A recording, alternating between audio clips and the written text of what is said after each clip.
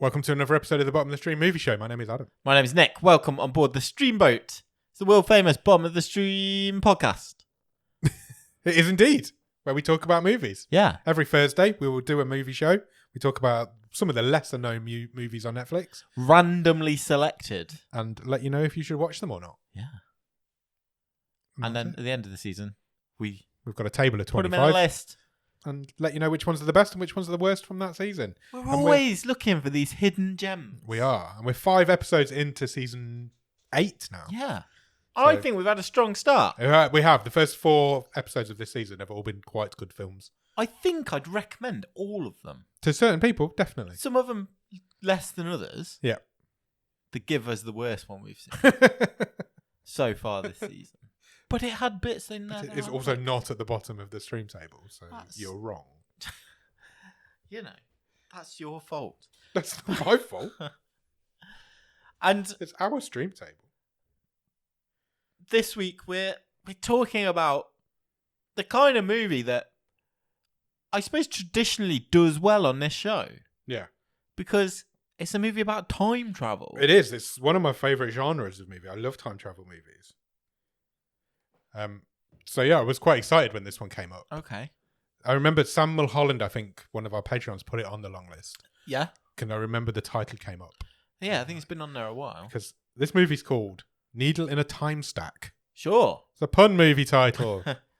It's from 2021. It's rated R, randomly, and runs for 1 hour and 50. Why? I don't know, but it is. I don't think there's anything about this movie that nor me.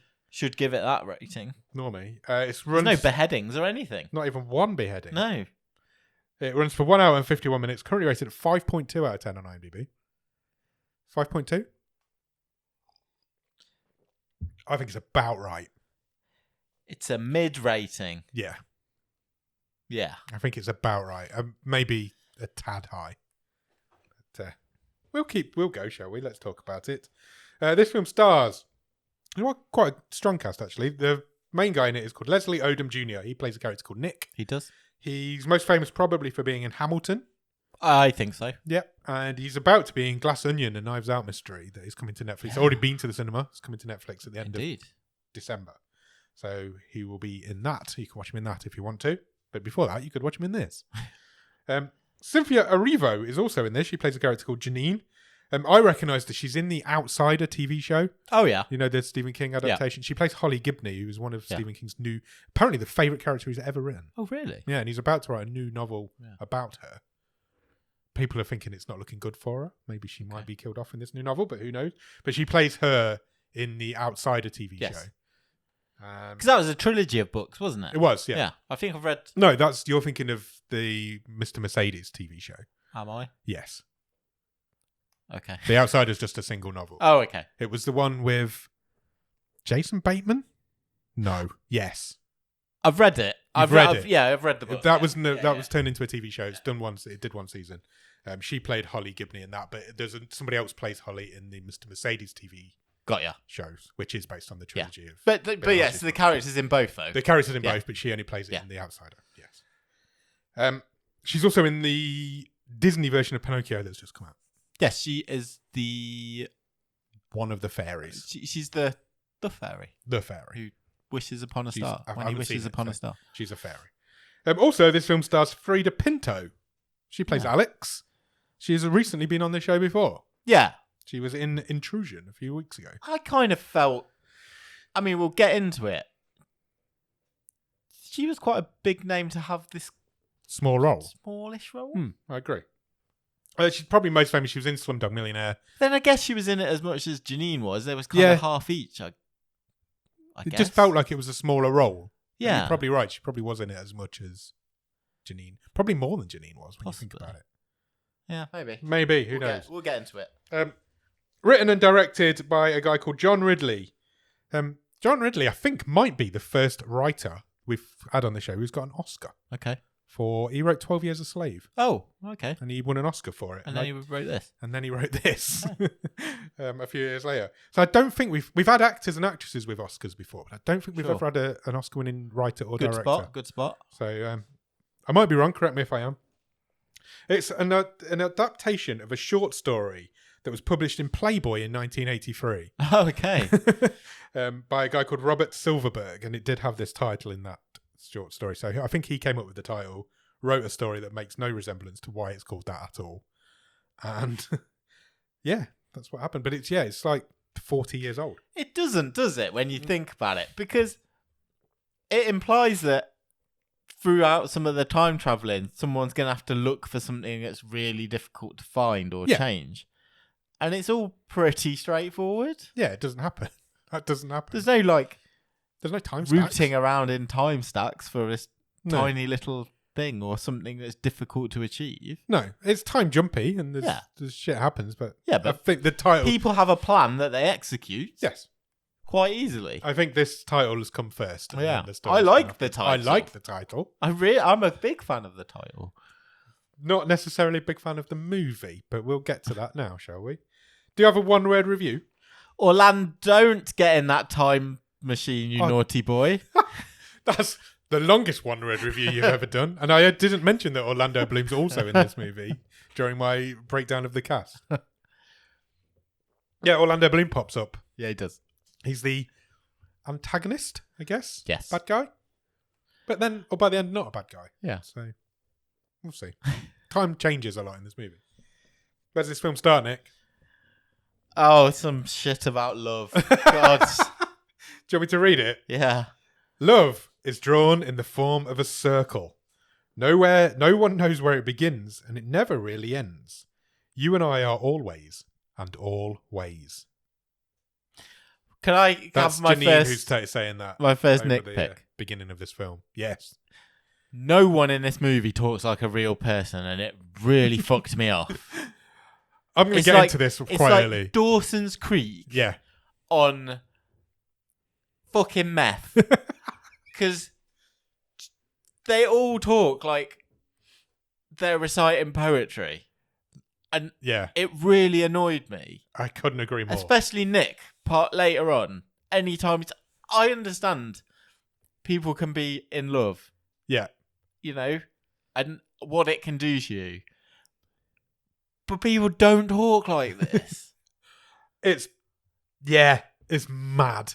This movie, and it really annoyed me. The dialogue in this movie is so bad. Yeah. Like, so bad. There are many examples in this movie and the script for this movie where why use 10 words when you can use 150? It's very chatty. I'll give you that. From the minute she said that line at the beginning, I was like, that's all bullshit. Love... Pretentious. I'm going to read it again. It's pretentious bullshit. Love is drawn in the form of a circle. No, it isn't. It's a heart. No, nobody knows where it begins. Somebody does, whoever drew the circle. And it never really ends. You and I are always and always. So cheesy. That's fucking greeting card stuff, that is. Hell yeah. So bad. Yes, Cynthia Erivo's character reads that out over the beginning of the film. It's a part of a video that she's making during the film that she'll come back to. So we'll hear that line again later on. Yeah. And then if you follow that up with a jazz flute recital, I'm not sure you've hooked me straight away. That's all I'm saying. We're 2 minutes into this movie. There's been some bullshit poetry and now we're watching jazz. Yeah. I don't mind a bit of jazz. Look, I've sat in a jazz club and had a great night. I don't know if I've ever seen a flute. And this is full on Ron Burgundy jazz flute solo. Well, I was writing my notes. I couldn't remember the word for somebody who plays a flute. A flautist. Flautist. I've written fluterist. Which I think might be a better word. It just wouldn't, when a word just won't come to you. And I'm like, I'm just going to write some.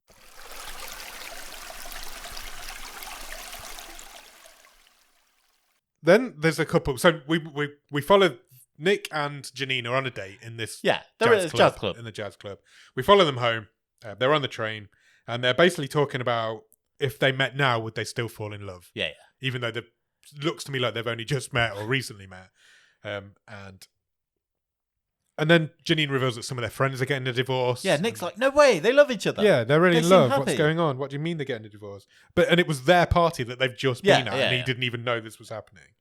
And then the film gives us a bit of text on the screen. It just says Nick and Janine. Yeah. So the chapters in this movie are named after the couples of the time. Yeah. Because the time shifts happen. We'll get to that. She randomly films his hand whilst he's asleep, which is, I thought, well, this is a bit weird. What's she doing that for? Yeah, because she loves his hand. Yeah. And him. And it's like, oh, you're beautiful. I have to capture this moment. Yeah.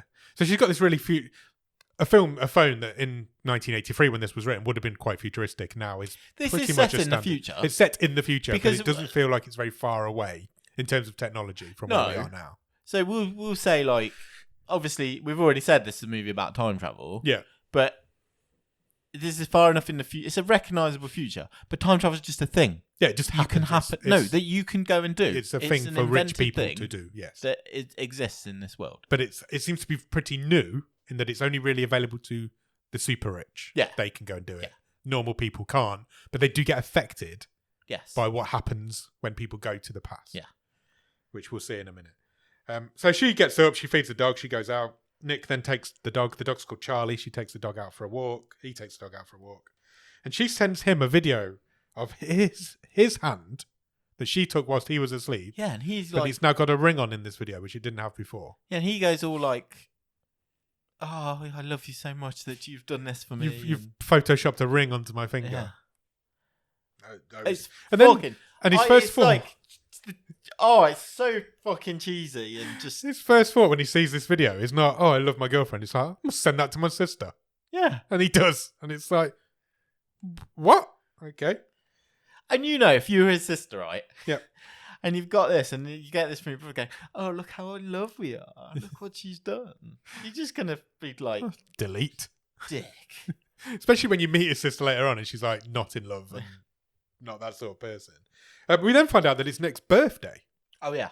And he gets given a present from his sister, which is like an old school radio. He collects like old tech. Like a Walkman and stuff that's even old for us now. Yeah. But when this was written in 1983, I imagine he collected the tech of the time, shall we say. So she sends him like an old portable radio. And he rings her up to thank her, basically calls her up, and he thanks her for the present. She asks if he wants to go rock climbing with him. And he's like, no, I quite enjoy living. I don't really want to go rock climbing. Sure. It's too dangerous, yeah. You young risk taker. You go. She's got a best friend. Yes. Zoe. Zoe's Nick's sister. She's got a best friend. Didn't catch the name. But they don't speak the same language. Her best friend's Portuguese. I thought she was... Yeah, okay. Oh, she speaks Portuguese. She might be Brazilian. Could be Brazilian. Yeah. Nick then goes into... Sabala, I think. Yeah, something. It was something along those lines. Nick then goes into like I've written business meeting. I just put boring architect meeting. Yeah, he's an architect and he's in a meeting about it. And then suddenly this like cloud thing engulfs this meeting. It's like a wave. Yeah. Like they're all underwater. Yeah, all of a sudden this is weird. Happening. Something's happening. So this like water kind of engulfs this whole entire flows meeting. Through the room. And then people have got suddenly got headaches and Nick's got a nosebleed. And the guy who's running the meeting basically says, look, Take 10 minutes. Check everyone's okay. Ring home, he says. Check your loved ones. Make sure it's all good. And basically what has happened is a time shift has just happened. So somebody who's gone back in time has done something that has affected this group of people. Yeah, and it's not clear whether it affects the whole city or the whole world. No, I took it as when these people go back, if they're affected, then because not everybody was getting the time shifts at the same time. So I was like, when people go back in time, if they get affected, a time shift happens in their life. And if you happen to be sat next to them, you can be caught in it. You could be caught in it. Or somebody at this company might have caused this time shift that's affected everybody in that room. I'm not 100% sure. But when he goes home, his dog's now a cat. Yeah, but first he rings... He does ring Janine, and then they have a list of questions. Yeah, to make sure that they still know each other. Who are you? When did we... Where do we meet? Yeah, are we married? All this sort of stuff. So he rings her. She passes all the questions. They still do know each other. Nothing's happened. But when he gets home, his dog's now a cat, and he doesn't notice. Well, neither of them do. No, but it's still got the same name. It's still called Charlie. Nick is kind of like something is not right. I'm pretty sure I didn't have a cat. No, he says I don't think I like cats. Yeah, he does. They have this conversation later on. Yeah, so. He goes home. He cooks dinner. He says Janine. I feel like we had a dog. Yeah. But it's just out of reach of his brain. It's quite a scary concept when you think about this, that somebody else going back in time can completely affect your life and you wouldn't even know it had happened. Yeah. It's quite the concept of this movie is actually really good. There's some really interesting things you could drill down on. Yeah. Here. this doesn't do it, but it's a really good idea. Well, there's no drama because, and this is another nitpick for me, because straight away when they're back home, Nick says, "Well, it's Tommy. He's changed something." Yeah. So Tommy, who's Janine's ex-husband, which we learn in the next couple of scenes. And there's no drama of, has he, hasn't he? Yeah. He's just like, he probably has. And we'll get to that in a minute. Let's just go through this dinner. So he cooks a dinner. They talk about Zoe and how she's got a best friend that doesn't speak English, and Nick finds that strange. He says at this point he doesn't like cats, but he loves dogs, so he doesn't understand why they've got a cat. Yeah. And that's when he decides something's not right. So Janine plays it down. She says, well, if nothing's changed, she's convinced they've always had this cat. Yeah. She remembers getting this cat. She remembers rescuing it from this adoption centre. She has this memory of having a cat and doesn't have a memory of a dog. Nick, for some reason, does vaguely remember having a dog. He decides that a rich asshole is travelling back in time to try and split them up. This is Tommy. So Tommy is Janine's ex, and he seems to be on a mission, or Nick feels like he's on a mission to go back in time and split them up. He's changing things in the past, which is why they are going through more time shifts than most people. I think Nick says it's the third one in a year. Yeah, that we've experienced. And then he says something that actually is quite scary. He's like, "What if we had kids? Yeah, and now we just don't remember them." I'm like, that's actually the concept of this. I've really loved. Yeah, it just doesn't work. Someone's puppeting your. Yeah, somebody can go back in time and change something, and your whole life changes, and you don't even know. He talks to his sister about this, and I've called her Zoe exposition here because it's literally a phone call in which she sort of says, "Well, time travel is just part of everyday life. It has been for years. I don't know what you're worried about. Yeah, it's just why? She's basically, why do you think you're so important that someone's trying to affect your life?" She says, "Look, what if you've changed the past by, if you do it if you had the money, basically, is what she's saying." Yeah, basically. And he manages to offend her at the end of this conversation, and she puts the phone down on him, and they have a bit of an argument. Then he calls Tommy's office, and he is intending to leave him a message, but unfortunately, Tommy answers the phone, which he wasn't expecting, and he ends up arranging a meet-up with Tommy. And he seems really happy to hear from Nick. He does, yeah. Because what we didn't realise until now is that actually they were also friends. They were like best friends back in the day. Like a group together. They were in a group together. Janine and Tommy got together. Oh, no. Yeah. Yeah. And then Alex, I'm getting all confused with the names already. Nick met Janine through Tommy. They fell in love. And that's how they got together. Yeah. She left Tommy for Nick. I've written here, he meets her with Tommy, and it's Orlando Bloom. So Tommy is played by Orlando Bloom. They discuss relationships. And there's a really interesting concept here as well, because Tommy says, if you commit to a relationship, you stop any number of other relationships happening. Yeah. And that you're changing the timeline just by doing that. Just by committing you're not to traveling in time. No, you're stopping you having this person with you in your relationship. Which is kind of the whole it's just the butterfly effect conversation, isn't it? I thought it was a really interesting way to describe it. You say that anything, I choose to buy, I don't know, white bread instead of brown bread. Yeah. You've stopped anybody else buying that particular loaf of white bread. Yeah. But I just thought it was quite an interesting way to describe. I'd never heard of it spoken about like that. Yeah. It really interested me. And then, so Nick asks Tommy outright if he is trying to split up their relationship. He's like, "Are you trying to split us up?" And he says, "No, that'd be illegal. Because you're not allowed. That's a crime. That's a crime. You're not allowed when you go back in time to affect other people's lives intentionally." But Nick's convinced. He says, "Nick, I'm happy." Yeah. So I've got everything I ever wanted. Yeah, I'm super rich. I've got my dad, I've inherited my dad's business. Yeah. Basically calls him out and says, how big's your ego to think that I'm driven by your little life? Yeah, but he's completely convinced that Tommy's lying to him. Yeah. And he's correct to think this, because Tommy is lying to him. And I don't think that's what I'm saying. There's never any drama. No, there's not. To that. We've introduced, one party saying, "I'm not doing it." Nick saying, "Well, I think you are doing it," and it's literally, yeah, he is doing it. Just resolve the next scene. Yeah, it is. There's no dramatic tension through this movie on this subject. No. So Nick leaves this meeting. He's walking back through. I think they met in a mall cafe somewhere, because he's walking back through a mall, and he walks past a company called Past Protect, who protect your past. So basically, you can upload your memories to them all your photos, any videos you've got, anything that you remember to their archive. And then if you do get caught in a time shift, you can retrieve these items and you will remember that you once had a dog and not a cat. Which sounds really, really futuristic, but literally all they do is scan his photos in. Yeah, he's got a really quick scanner, but that's literally all and they he's do. just got to turn up later on if he loses his memory. Yeah. And they'll go, oh, Mr. Whoever, Nick this is your file. Yeah. So he's just really not advanced. It's not advanced at all, but it's a good idea because he would have known he had a dog if he'd remembered to do that beforehand. So it's exactly what he does. He goes home, gets all these photos and other...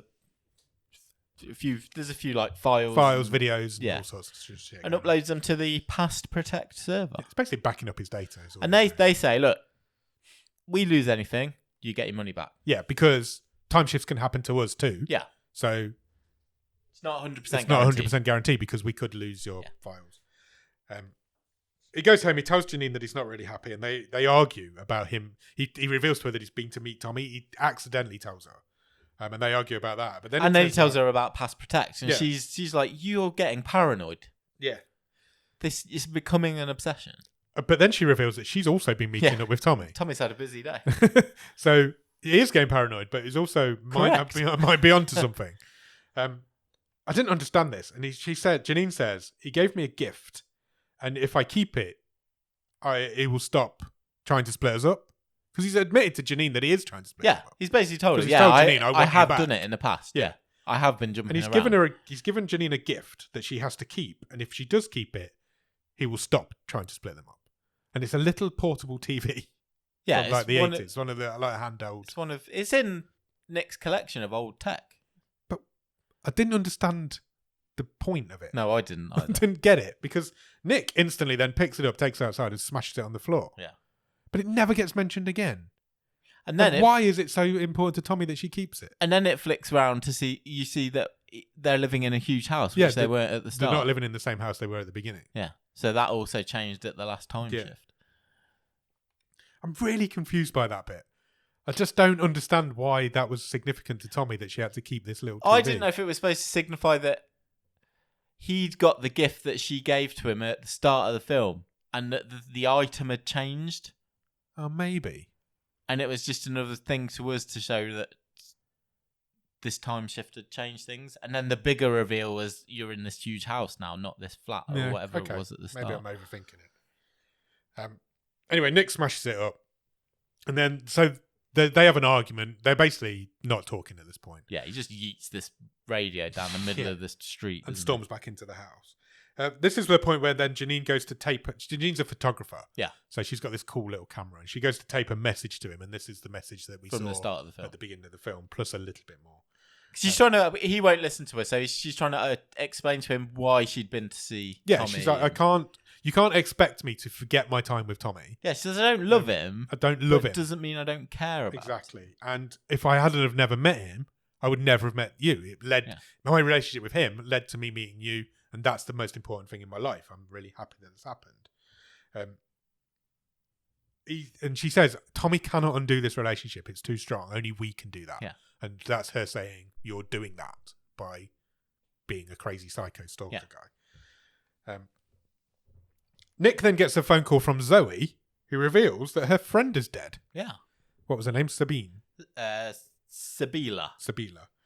She has died. She fell off the rock face whilst rock climbing. You know that climbing we asked you to come to. Yeah, if you wanted to do. She fell off. Well, Zoe didn't go either. No.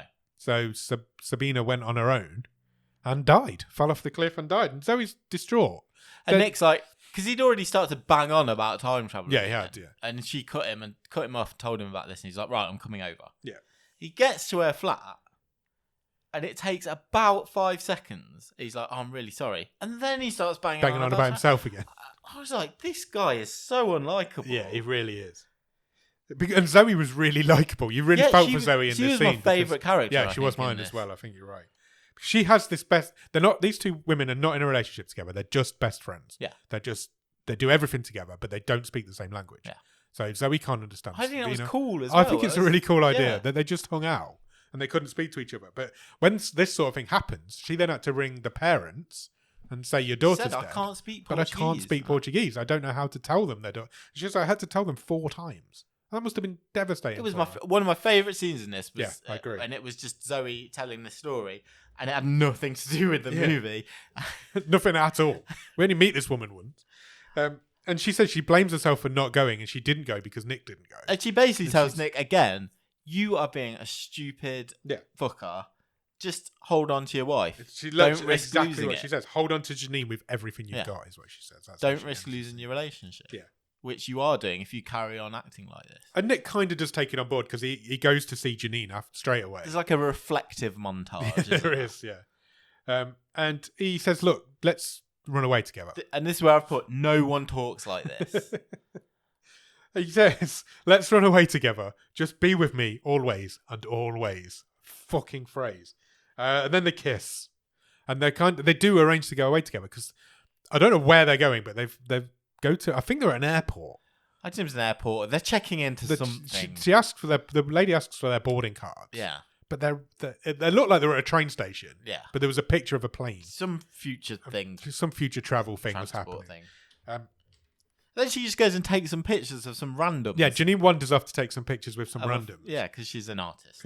And that's what happens. And then this massive time shift sweeps towards You see it coming through the city. Yeah, through the buildings. So it was a really cool visual, actually. Yeah, it was. So it's much bigger than the one we saw earlier. Yeah, it's like a cloud of time just heading towards them. And they're not next to each other, which appears to be an issue. They weren't even in the same... Oh, do you think? Because they were not like in contact. They were the other side of this courtyard. But that appears to be the issue. Because they ran towards each other to try and get back to each other before the time shift hit them. But they weren't even in the same building when the first one happened. No, that's true.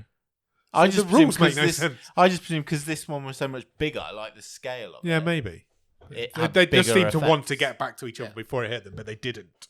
And this time shift hits them, and... Suddenly, Nick's driving a car in the middle of nowhere. Yeah, in the countryside. And he stops, pulls over, and falls out of the car. Because these time shifts make you nauseous. They make you want to throw up. So he pulls out of the car, throws up. He's no idea where he is. He's no idea where he starts calling for Janine. He's no idea where she is. He talks to his phone's got like a personal assistant, a bit like an Alexa. So he talks to that and says, "Call Janine." It doesn't do it. He says, "There's no Janine no in contact. your phone book." And then it had been said earlier, hadn't it? You know, one of the reasons you have these list of questions is because you've got to make contact straight away. Because if something big has changed over time, you'll just forget that it happened. The previous people you were involved with in a time shift. Yeah, you'll even forget the time shift happened. This will just become your life, and you wouldn't remember that it happened.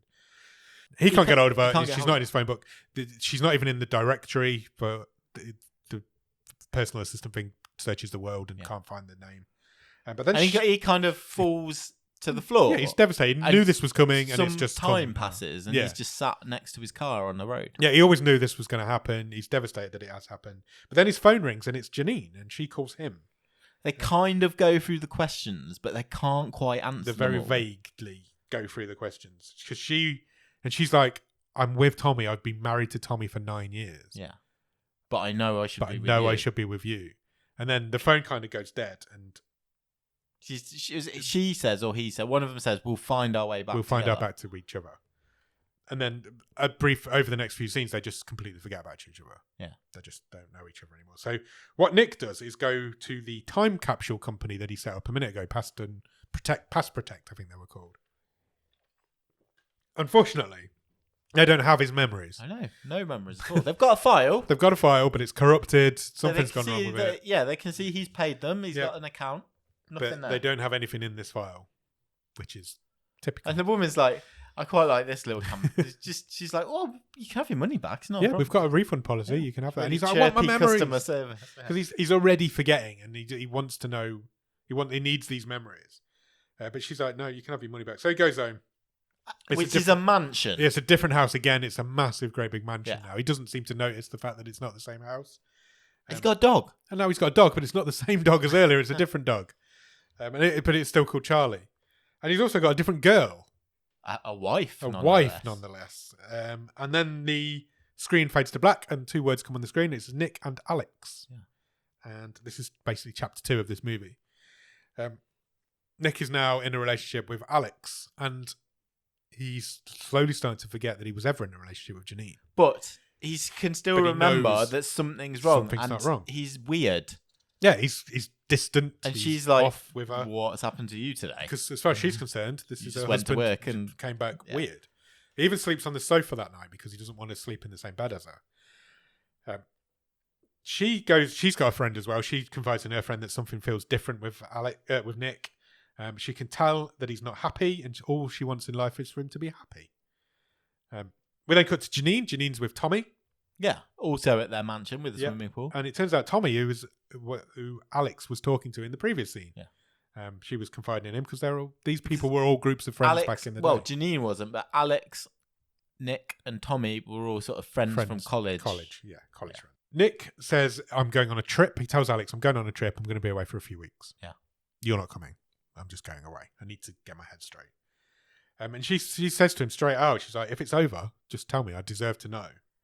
And I deserve to be happy too. But he says it's not. I just need to get away for a bit. Alex then goes to meet a friend who's apparently suddenly had a baby. Did you catch this scene? Well, it was the same friend who Nick and Janine were getting divorced at the start. Yeah. But she's had a baby that she wasn't expecting to have. That's the gist of this conversation I got. It was pretty strange. And then there's a montage. This was long. So long. This went on for minutes. It's a Nick and Alex not happy montage. Well, it is, and then it's slowly. It starts off unhappy, so they're all moping around, and then it's slowly them connecting. Yeah, as he forgets his past. Yeah, he becomes the person that she thinks he is. Yeah. So it starts as a they're not happy montage, and it ends with a they're madly in love with each other montage. But it goes on for fucking ages. And he makes the same speech that he made at the start of the film. If I didn't know you, I would still fall in love with you. To Alex. Zoe calls him. His sister calls. Yeah. As far as she's concerned, nothing's happened. Except her friend is alive. Yeah. Sabina, or whatever she was called, is alive. And it turns out it was just a time phase. But then Nick calls it out straight away. It can't be. Because I remember. It can't be a time phase because I remember her dying. Yeah. So, and obviously if she didn't die, he wouldn't remember that. Yeah. So something isn't right again. But Nick and Alex go and spend a weekend with Zoe. Yeah, they go and visit Sabila. In their what looks like amazing little lakeside lodge that they live in. And it's revealed they're mountain biking, aren't they? Yeah. Nick falls off his bike, and Sabila helps him, patches him up, and they still can't understand each other. These two women, there's no way to communicate. Well, Zoe does say she started to learn Portuguese. Yes, but she still can't really communicate. She doesn't. Sabila, is revealed, doesn't know what happened to her because Zoe has paid the money to go back in time and fix it. She stopped her going climbing that day. Yeah, she went back in time to the day where Sabila was going back. She kind of, again, another string that was never pulled on, plot-wise. Yeah. She says to Nick, it cost me everything. Yeah, she did. I changed things so she didn't die. I spent everything I had to do it. I presume this thing is illegal, what she's done, because even splitting up a relationship was illegal. So I'm assuming bringing people back to life is illegal. I would say so. But it's never mentioned during the film that it is. But Zoe says, look, I'm happy. I've never been so happy. I've got my friend back. Yeah. Like I said, they're not in any kind of relationship. They're just well, friends. not there is. It's never revealed in the film if they are, but they're in fact, it's explicitly said that they're not. They're just friends. But she's never been so happy, and she's got a friend back. And then Nick gets a phone call from Pass Protect. Yeah. And they've retrieved a memory. And I'm like, oh, that's good. Something might happen here. It's a half-a-second video clip of Janine's video. And she's out of focus. She's out of focus and walking away from the camera. Yeah. And it's half a second long. I'm like, okay, nothing's happening. But he knows now. Well, you can't really even tell what's in it, but he somehow knows that he's in love with the girl who was ever in this video. There's someone else. He's got a memory of someone else. Well, how many memories would you have of different people? Loads. Exactly. Yeah. Alex and Nick, they have a bit of a chat that night about Tommy. Alex defends Tommy. She bigs him up. Yeah, she's like, you seem to have a real grudge against this guy. Yeah. But let me tell you, he's not had an easy life. Yeah, absolutely. You think it's been easy because of all the money from a rich man. But he has struggled with this, and she goes into a lot. She goes into a lot of detail. And He's never been happy. She said again, if it wasn't for Tommy, we wouldn't be together. We're getting this smacked in our face all the way through this film. That guy is not happy. That guy's not happy, and he is the reason these people are together. Nick is again obsessed with this video clip that he's found, and he keeps watching it over and over again. And he calls Zoe, and he wants to know all about her. They call it jaunting. Yes, don't they? Going back time travel jaunts. But I've written here he has literally got no memory of his past now at all. That's gone. Yeah. As far as he's concerned, his life is with Alex. He just knows something has happened. Zoe thinks he's being scammed. She's like, these companies pop up all the time. They're like, we'll charge you 10 grand and we'll get the rest of the video back for you. She thinks it's a scam. And then he starts asking her all about the jaunting. And she says it's really accurate. You tell him where you want to go. You'll just be there. Yeah. You get a bit of time there. We don't get any time to think because he instantly then sets up a jaunt. Yeah. He wants to go to La Jolla 13 years ago.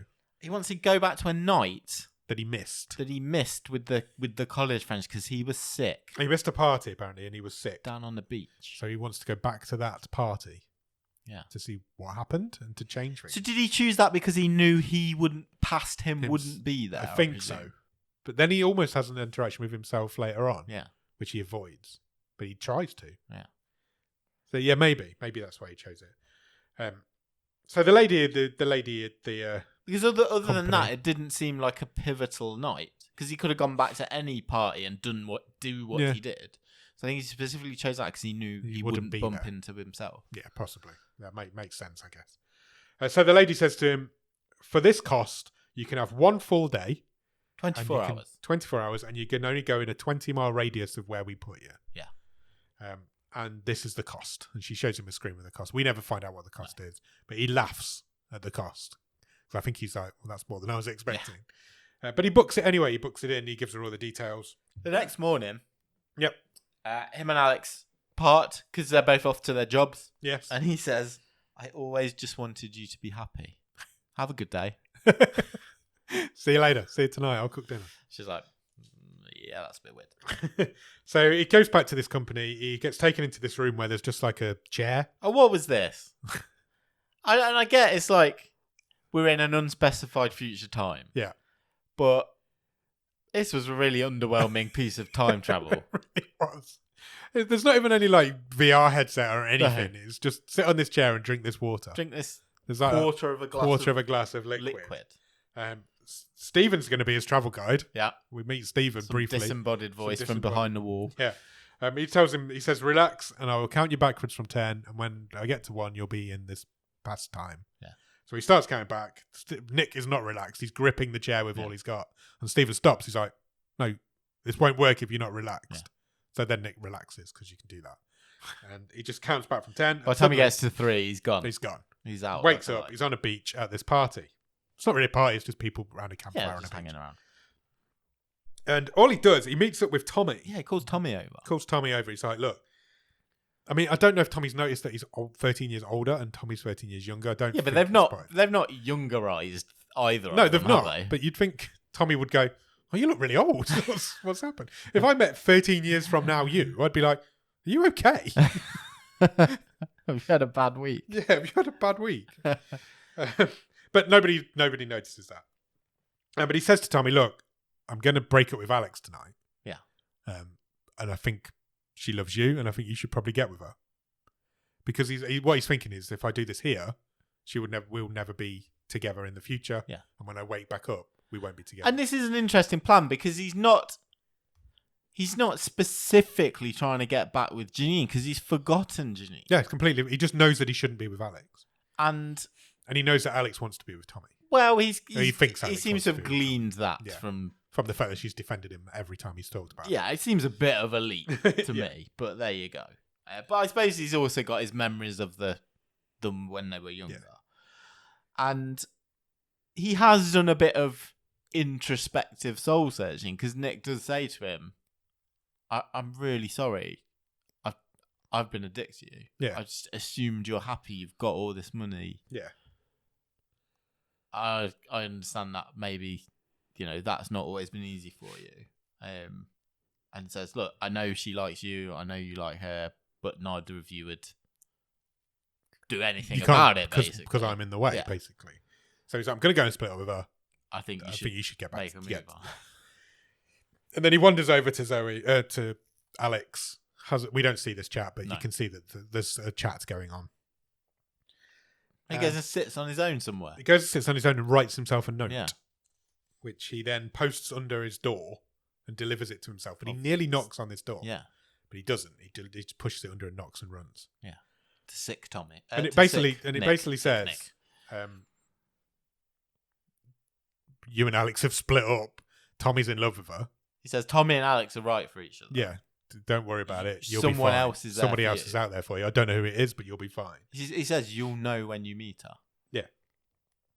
So he delivers it to us. He doesn't knock on the door. He just pushes it under. So he never meets himself. But we do see younger Nick at that point. Then he goes back. He's done. He's done with his jaunt. He goes back to his own time. Goes home. Different house again. Yeah, back in a flat. It's like a flat now he lives in. And the word on the screen just says Nick, which implies now that Nick is alone. He is. He is not in a relationship at this point. And then there's a depressing alone montage, which because people who live on their own apparently are massively depressed. Zoe rings his doorbell and it's like, you need to come out. He's like, I don't go out. I live on my own. I don't go out of the house ever. I live on my own. She's like, you need to come out because you look like shit and it's your birthday. And I've brought you a Walkman. Yeah. Here you go. Here's your Walkman. And she's like, shall we go cliff diving? He still says no. And he's like, no, I quite enjoy living. It's fine. And then he says, they're sitting in a bar called the Union, which I thought was quite funny. And they're sitting together. They're the only two people in this bar. And he looks up at her and he's got these like puppy dog eyes. And he says, have I always been lonely? And I'm like, no. And it's just like... It's bullshit. It's infuriating because he's only been in this timeline 2 minutes. Yeah. And it just comes out with this like, look, I'm sure we've all introspectively and asked these questions of ourselves. But it's like, dude, you've only been in here for 2 minutes. Yeah. It feels it's like... It's not what you lead your conversation with. It feels like a time shift makes you forget your memories quite slowly. But a jaunt makes you forget your memories instantly. Yeah, because this is because he does not remember his past life. Yeah. This is different, And he says, have I always been lonely? And she starts crying. Yeah, because she's like, I've watched you collapse in on yourself for a lot of years. Yeah. I'm like, why has nobody done anything? You just come round now to take him out. Why has nobody done anything about this before? She says, why don't you ever ring your old friends? Yeah, you never ring your old friends. She says, what about Tommy and Alex? Yeah. Could you get in touch with them? And she's like, why don't you get a dog? I was like, God's sake, we're really lazily pulling these threads through the... Then he says, I'd rather have a cat. I'm like, you don't even fucking like cats. So he goes home. He calls Tommy.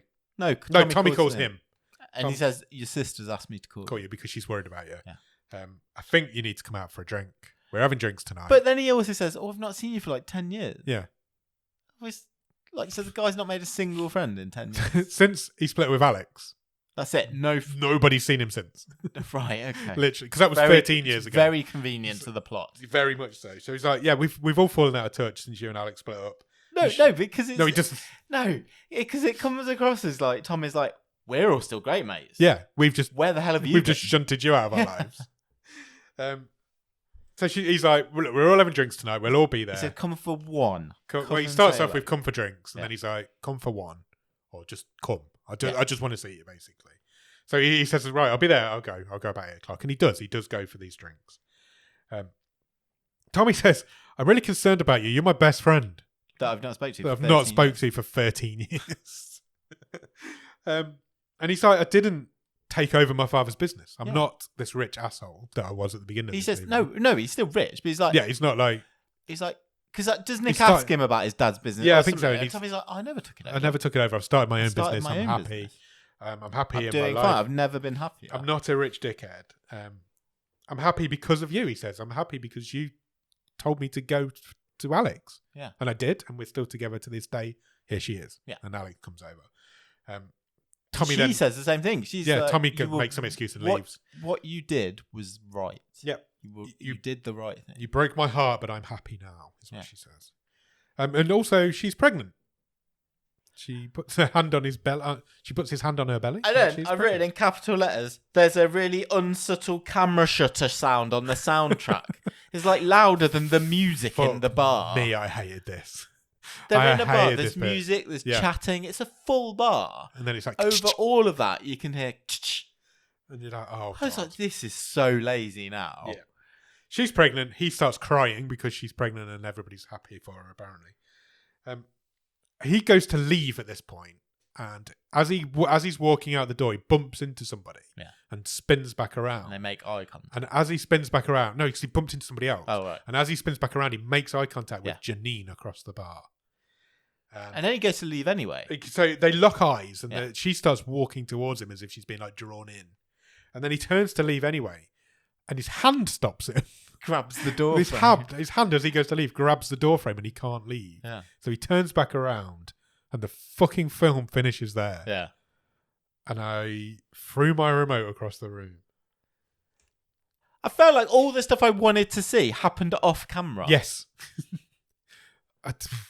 There's so many like long and pointless montages of this trying to be airy fairy and like this movie thinks it's the most romantic movie that has ever been created in human existence. And what it is the exact opposite of that. It's so flat. It's so dead.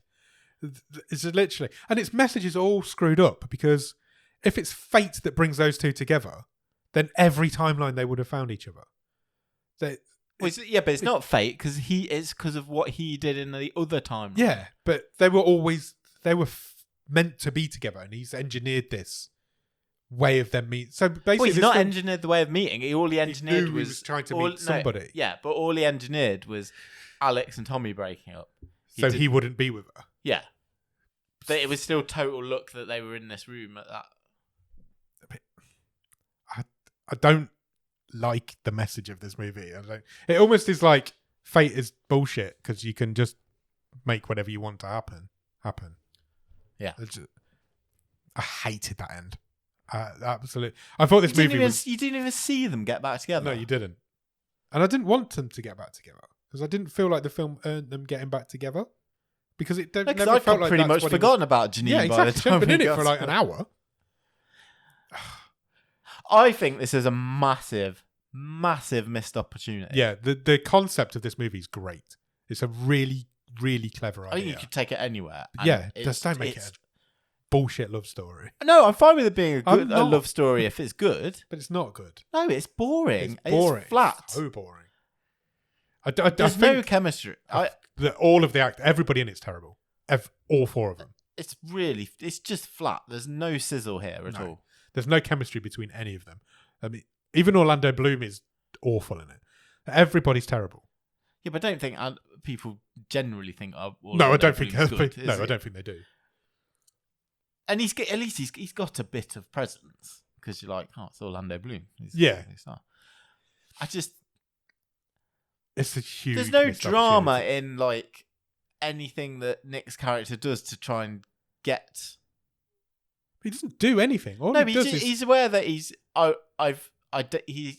has identified a point in the past where he can go and make a change to create a new thing happening. But why couldn't he just split up with Alex in the current timeline? Yeah, exactly. I don't know. Because she would have gone to Tommy anyway. Why did he have? Yeah, she would have gone to Tommy anyway because he was a confidant. Yeah. So why couldn't he just go, I don't think this is working, let's break up? Exactly. This is what I mean about happening off screen. We don't get any insight into why he chose that time other than, like I said, is because he knew he wouldn't bump into himself. Yeah. But you're right. He could have just broken up with Alex in that timeline he was stuck in if he thought that was what the issue was. Yeah. So I don't understand. I feel like the time travel element is completely redundant. It doesn't need to be there. Also, I thought the unspoken thing that was never mentioned in this movie, which would have been quite interesting to hint at, was what if the twist was that like it wasn't Tommy jaunting around that caused it, but it was the fact that his sister then went and jaunted, because by her going back in time and that would have been so much better. back to life, did that actually knock Nick out? You know, because he's got that would have been so much better as a twist. That's actually a really clever idea. And then she sort of accidentally being the antagonist. But maybe I'm biased because I think Zoe was the best character. She was. That's a better film already. I thought this was dreadful. I'm not going to lie. I went to bed last night and I already had forgotten this movie. I don't know if it was dreadful. I think it's dreadful. But I thought it was boring. And I thought it was flat. For me, that's the biggest crime in any of these movies. If they're boring, then I can't get on board with them. And this is so dull. It is dull. It is dull. I wasn't... It annoyed me and I thought it was dull. I wasn't sat there thinking... Don't get me wrong, we've seen worse. I wasn't sat there thinking this is terrible in terms of plot. It's just messy, isn't it? Yeah, and there's a better movie with this storyline. Not even on the cutting room floor. Just it's in someone's brain that's not been put on paper. Yeah, this world is really interesting. This movie isn't. Yeah, it's the only best way to describe it. Yeah, I agree. I think this it's dull. In 5 or 6 weeks' really time, frustrating. In 5 or 6 weeks' time, when we're going through the stream table, I'll be saying to you, "Which one was that? What was Needle in the Timestack?" I don't think I will be that. I think I'll bit like that. I think it's more memorable because of the wasted potential. Yeah, I feel like I'm just going to instantly forget it. Yeah, I don't think this one's forgettable because of how bad it is. Because it's annoying. Because it's annoyingly bad. It annoyed me. Yeah, it is bad. It's really bad. And it did drag. Oh, God, yeah. It's on for too long. It's on for nearly 2 hours. I just think there's so much narrative and emotional drama you could have gleaned from this. And they just decided to do a load of wispy montages. That montage goes on for 5 minutes. Yeah. Where Alex and Nick have fallen in love with each other. Yeah. What's the best thing about it? I think it's just the concept, isn't it? The idea, the time shifts are cool. It's a cool idea.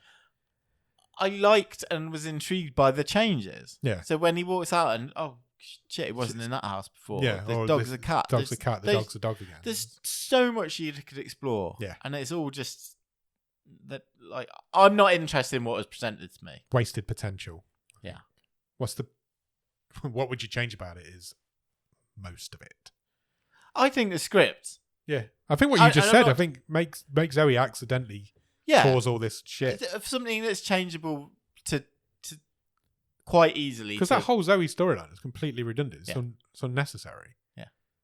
So make that mean something. And also, Nick's another character that's just really stupid when needed and really clever when needed. We see that so much. Because it's like a light bulb goes over his head when Zoe's telling him about that she travelled back in time. Yeah. It's like this. We've been told this whole film, about how time travel exists, but his character goes, "Oh, I never thought of that." It's like he dismissed it because it was for rich people, but when he found out his sister could do it, he was like, "Oh, maybe it is accessible to me because I'm richer than my sister." I don't know. Stream table? Yes, it needs to go in there.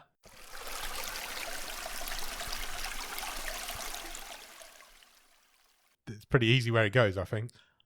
Yeah, I mean, I think it's it's my least favourite film that we've seen this season. Yeah, it's 100% going at the bottom of the stream, I think. We're only 5 in, but I feel like it might stay down there for quite a while. I hope it does. I don't think this... I feel like there's a lot worse. Oh, there's going to be worse out there, but this is going to be in the bottom 10 at the end of the season. Okay. Could be. That's my prediction. Should we go talk about next week's film? I thought it was a tough watch. It was tough watch. Just shit. Yes, onward and upward. We don't need to... Robin's been given the week off this week. Oh, really? He has. Oh, I'm excited. Now you're teasing me. Ross Cook has played his wild card. Steps up to the plate. It's the first wild card of season 8. First wild card of the season. Wild card. You want to know what he's picked for us? Yeah. He's picked a film called New Gods, Nezza Reborn. Okay. Because, what's of course it is. It's at home? It's a Chinese animated movie. Okay. Going back to China. Lovely. Do you want the synopsis? Yes, please. A normal young delivery man, Lu Yongyang, coming through the slum area, is living a satisfying life. But when the arrogant, wealthy son of Boss beats him down, his deep anger turns into a blast of truth fire. Oh, I love a blast of truth fire. Yeah, it's from last year. It's a 2021 movie. I feel like that synopsis might have been translated. Again, it's on for an hour and 50 minutes. It's another long movie.